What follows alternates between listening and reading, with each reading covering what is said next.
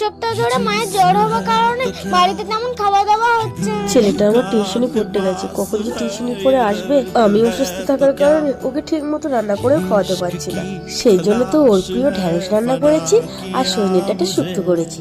মা, ও মা, কোথায় গেলে গো? বড্ড খিদে পেয়েছে, কি রান্না করেছো গো? ওই তো বাবা, সজনে ডাঁটা শুক্তো করেছি আর তোর প্রিয় ঢ্যাঁড়স রান্না করেছি। তাড়াতাড়ি আয় তো খাবি।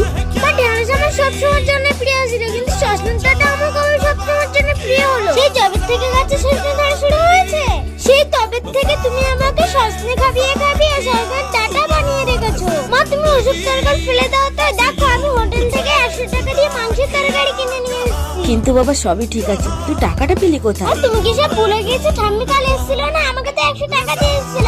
সেই টাকা দিয়ে আমি হোটেল থেকে মাংসের তরকারি নিয়ে এসেছি। তাড়াতাড়ি আমাকে খাইয়ে দাও। সেসব ঠিক আছে, তাহলে তুই এ তরকারি খাবি না? না।